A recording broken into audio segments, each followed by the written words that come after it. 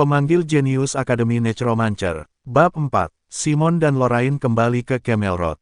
Ternyata Camelroth adalah jalan yang menjual barang-barang untuk para Necromancer. Semakin dalam kamu pergi, semakin terungkap jenis barang yang dipamerkan, seperti kerangka, mayat monster, dan organ yang bergerak seolah-olah hidup dan dijual dalam botol cair. Simon merasa seolah-olah memasuki dunia berbeda yang terpisah dari dunia tempat ia tinggal semula. Tahukah kamu kapan saat paling menyenangkan sepanjang kehidupan sekolah? Tanya Lorraine yang berjalan berdampingan dengannya. Kapan? Saat itulah kamu berbelanja seragam sekolah, buku pelajaran, dan perlengkapan dengan penuh semangat sebelum mendaftar ke sekolah. Sekarang adalah waktu yang paling membahagiakan bagimu, jadi nikmatilah, Simon. Dia tertawa kecil, segalanya akan menjadi sangat sibuk setelah masuk ke Kizen. Haha. Tempat pertama yang mereka kunjungi adalah toko buku. Biaya masuk dan biaya kuliah Kizen semuanya gratis, tetapi buku pelajaran harus dibeli sebagai biaya pribadi. Ada banyak buku yang harus dibeli. Apakah kamu masih memiliki surat penerimaannya? Ya, ini dia. Selain surat penerimaan, ada daftar bahan-bahan yang diperlukan di dalam surat itu. Lorraine hanya melihat halaman-halaman di daftar buku dan mengembalikan surat itu sebelum berkata, "Aku ingat semuanya." Cara ini, saat Simon mengikutinya dari belakang, sesuatu yang berat tiba-tiba jatuh. Simon dengan cepat mengulurkan tangannya untuk menangkapnya. Itu adalah buku yang sangat tebal. Di sampulnya, dia bisa melihat judulnya. Pengantar Pemanggilan. Sebelum Simon sempat memikirkan apapun, buku baru lainnya telah diletakkan di atas. Kali ini, yang ini berat juga. Lorraine terus mengeluarkan buku dari rak buku dan menumpuknya. Buku-buku, dan bertumpuk. Lengan Simon mulai gemetar. Lorraine, jangan bilang kita harus mempelajari semua ini di tahun pertama, kan? Tentu saja tidak. Dia memberikan senyuman segar sambil berbalik. Kami berada di Kizen, kamu tahu. Sangat mudah untuk menguasai sebanyak ini di semester 1 tahun pertama. Ini, ambil juga buku, Alkimia Beracun, ini. Aku rasa aku sudah merindukan Les Hill. Dia berlari mencari buku itu, sambil dengan panik memilih buku. Ditinggal sendirian sejenak, Simon melihat sekeliling. Kalau dipikir-pikir, kebanyakan orang yang masuk ke toko buku berusia sekitar dia. Menilai dari mereka yang memegang buku atau buku, mereka pastilah siswa yang mendaftar di Kizen. Ini adalah pertama kalinya dia melihat begitu banyak teman-temannya di satu tempat.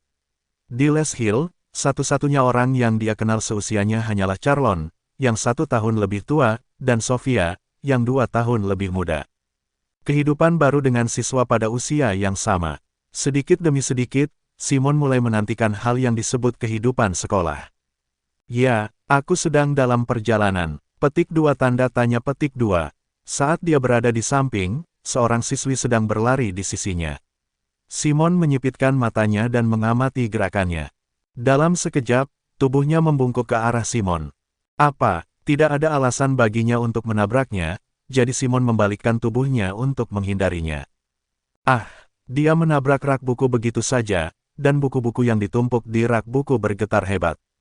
Ini berbahaya. Simon secara naluriah melompat ke arahnya dan menutupinya. Aduh, buku-buku berjatuhan di punggung Simon. Itu sangat menyakitkan. Buku-buku itu terasa seperti batu yang menusuknya.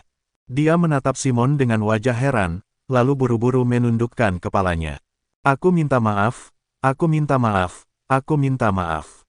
Karena aku. Tidak, aku minta maaf karena melamun dan menghalangi. Simon berkata sambil berusaha sekuat tenaga untuk tersenyum. Daripada itu, mari kita pasang kembali, aku pikir kita akan dimarahi. Iya. Keduanya buru-buru mengambil buku-buku yang jatuh. Dia menyerahkan buku-buku itu ke lantai, dan Simon berjingkat dan meletakkannya di rak buku. Salah satu petugas mendengar suara itu dan datang untuk melihat apa yang terjadi, tetapi ketika dia melihat mereka berdua mengembalikan buku-buku itu, untungnya, dia kembali tanpa berkata apa-apa. Ini yang terakhir. Sementara Simon meletakkan buku terakhirnya kembali ke tempatnya semula, gadis itu sedang mengatur buku-buku Simon yang berserakan. Kamu mahasiswa baru Kizen, kan? Sepertinya dia melihat buku pelajaran. Wajahnya tersenyum lebar ketika Simon mengangguk. Aku juga mahasiswa baru Kizen. Nama aku Cindy Vives. Bagaimana denganmu? Simon Polentia. Jadi begitu. Senang berkenalan dengan kamu. Aku sebenarnya berasal dari Sahet, di utara, jadi aku sedikit takut karena aku tidak punya teman dekat di sini. Simon menganggukkan kepalanya. Aku kira kita berada dalam situasi yang sama. Jika kamu tidak keberatan, Simon. Dengan wajahnya yang diwarnai merah, Cindy memutar-mutar ujung kedua jari telunjuknya. Lalu dia berkata dengan suara yang hampir tak terdengar. Apakah kamu keberatan, jika aku berbicara denganmu di sekolah, di masa depan? Itu bukan masalah besar. Simon tersenyum kecil. Tentu saja, tapi aku ingin menanyakan sesuatu padamu dulu. Terima kasih. Dia melompat dari tempat duduknya. Kalau begitu aku pergi. Ayah menungguku di luar. Baiklah, sampai jumpa di Kizen lain kali. Dia melambaikan tangannya dan pergi. Tunggu sebentar, Cindy. Dia melihat ke belakang. Simon mengguncang sesuatu.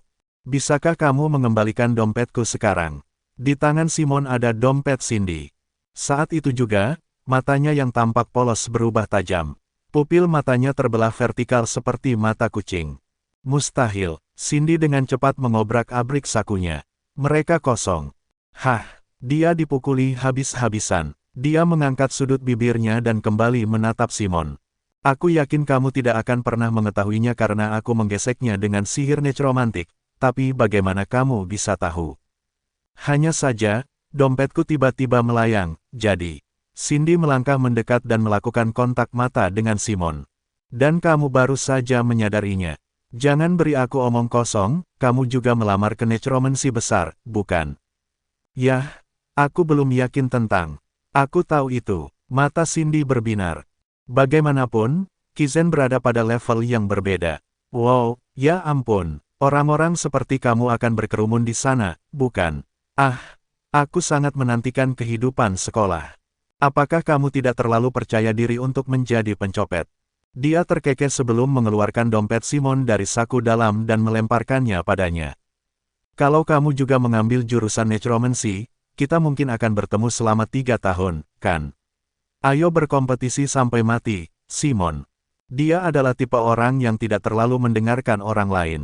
Simon menghela nafas sedikit dan mencoba mengembalikan dompetnya, tapi kali ini Cindy melambaikan tangannya. Tidak apa-apa, aku kalah kali ini, jadi anggap itu sebagai pembayaran atas kemenangan. Menjadi keren dalam situasi yang aneh. Simon mengira mitos bahwa tidak ada orang normal di antara para necromancer perlahan menjadi kenyataan. Aku tak sabar untuk bertemu denganmu. Sampaikan salam jika kamu melihatku di sekolah. Cindy berjalan dan menghilang melalui dinding toko buku sambil melambai. Petik 1, petik 1. Rasanya seperti badai telah berlalu. Simon yang dari tadi menatap kosong ke dinding tempat Cindy menghilang, membuka dompetnya. Hanya ada beberapa koin di dalamnya. Mempermasalahkannya. Simon terkikik. Simon, saat itu juga, Lorraine kembali dengan rambut hitamnya yang melambai. Pengenalan mekanika Jet Black, sepertinya sudah terjual habis sekarang. Stoknya akan tiba dalam 2 jam, jadi mereka bilang akan mengantarkannya ke asrama bersama dengan buku lainnya. Lorraine menyodok lengan Simon dengan nakal. Ngomong-ngomong, siapa gadis itu beberapa waktu lalu? Apakah kamu sudah dekat dengannya? Simon berkeringat dan menghindari tatapannya. Ya, kira-kira seperti itu. Fufu, mengapa kamu gagap? Jangan bilang kalian sudah bertukar perasaan. Ya, kami hampir menukar dompet kami. Omong-omong, karena kami memutuskan untuk mengirimkan bukunya, ayo keluar. Masih banyak tempat lain yang bisa disinggahi selain di sini. Kemana kita akan pergi selanjutnya? Toko tas. Apakah aku harus membeli tas baru juga? Tapi apa yang aku gunakan saat ini tidak terlalu buruk. Tidak mengerti apa yang dia katakan, dia mengedipkan matanya, dan kemudian. Tertawa terbahak-bahak. Imut-imut sekali. Jadi kamu benar-benar orang udik, ya? Wajah Simon memerah karena malu. Saat kami mengatakan tas untuk necromancer, biasanya itu berarti inventaris ajaib. Sederhananya, sebuah subruang. Sebuah bangunan besar terletak beberapa blok jauhnya dari toko buku. Simon dan Lorraine dibawa ke bawah. Setelah melewati beberapa lapisan sihir keamanan gelap, keduanya bisa memasuki toko yang diterangi cahaya lembut di bawah tanah. Petik 2, Wow, seluruh ruangan ini dipenuhi barang-barang seperti ransel, saku, dan tas kerja. Mantel panjang, jam saku, bahkan gerobak dan kadal hidup. Benda-benda yang kamu tidak akan tahu kegunaannya tergantung di dinding atau melayang di udara melalui sihir. Selamat datang, Nona muda Lorraine. Seorang wanita tua dengan mantel bulu mewah muncul dari tangga. Dia memiliki tubuh kurus dan kesan cerewet. Kerajinan emas mahal digantung di sekujur tubuhnya. Lorraine dengan senang hati melambaikan tangannya. Apakah kamu baik-baik saja, Stephanie? Stephanie tertawa sambil menggosok tangannya. Aku bertanya-tanya mengapa VVIP kami mengunjungi kami tanpa pemberitahuan apapun. Aku yakin kamu membeli tas bulan lalu. Lorraine dengan lembut meletakkan tangannya di bahu Simon. Aku datang untuk melihat tas teman ini hari ini. Ah, Stephanie tiba-tiba muncul di depan Simon. Simon harus menarik kepalanya sedikit ke belakang karena hidung bengkok wanita tua itu yang menerobos masuk. Jadi, kamu adalah mahasiswa baru Kizen. Senang bertemu dengan kamu. Ahli nujum selalu menjadi pelanggan terbaik kami. Senang bertemu denganmu. Lalu, produk apa yang harus aku tunjukkan? Lorraine malah menjawab, yang terbaik dan termahal. Sulit dipercaya, teriak Stephanie. Keduanya VVIP. Aku akan mengantarmu ke sini. Stephanie membawa mereka berdua ke ruangan lain. Produknya tidak digantung di dinding, melainkan disimpan di etalase kaca. Stephanie mengetuk salah satu rak dengan jarinya, dan jendelanya menghilang seolah-olah menguap. Coba ini, pelanggan sayang. Yang dia serahkan adalah sarung tangan berwarna biru tua dengan motif mewah. Saat Simon dengan hati-hati meletakkannya di tangan kanannya, dia merasakan bantalan yang mahal. Itu cukup membuatnya hampir pingsan. Produk ini diciptakan oleh Ellen Bater, pengrajin subruang abad ini. Bisakah kamu menggambar persegi panjang dengan jari kamu di dinding manapun? Simon mengangguk dan menggambar kotak di dinding seperti yang diinstruksikan. Sing, kemudian sebuah lubang dibuka di dinding. Ketika Simon melihat ke dalam dengan terkejut, sebuah ruangan besar telah terbentang. Itu cukup besar untuk memuat seluruh rumah. Jadi, ini adalah subruang. Sementara pikiran Simon diliputi keheranan, penjelasan Stephanie berlanjut. Seperti yang diharapkan dari mahakarya Ellen Bater, kapasitas pemuatannya mencapai 8.000 UB. Selain itu, ada kemudahan untuk membuka ruang kapan saja jika kamu mengenakan sarung tangan. Ini benar-benar produk yang layak disebut sebagai inovasi inventaris. Di sisi lain, Lorraine terlihat cukup kecewa. Itu memang terlihat nyaman, tapi hanya bisa membuka subruang ketika ada dinding adalah batasan yang ketat. Ada banyak kasus di mana tidak ada pertempuran di dataran. Dan Simon sekarang adalah seorang ahli nujum pemula, jadi dia juga tidak membutuhkan kapasitas yang besar. Itu mungkin salah satu cara untuk mengatakannya. Bukankah ada sesuatu yang lebih serbaguna, meski kapasitasnya lebih kecil? Stephanie pergi sambil tersenyum alih-alih menjawab. Kemudian, dia melepaskan jendela kaca dari etalase di ujung. Ini merupakan produk yang belum dilepas ke pasaran. Karya terbaru Eclipse, salah satu perajin muda generasi penerus. Apa yang dia angkat dengan hati-hati adalah sebuah cincin. Pada dasarnya berwarna perak, tetapi berubah menjadi ungu atau hijau tergantung pada sudut cahayanya. Coba lengkapi itu, pelanggan sayang. Ah iya. Simon dengan hati-hati memakai cincin itu. Warna prisma lembut itu indah. Mudah digunakan. Silakan mengalirkan warna hitam legam ke dalam ring.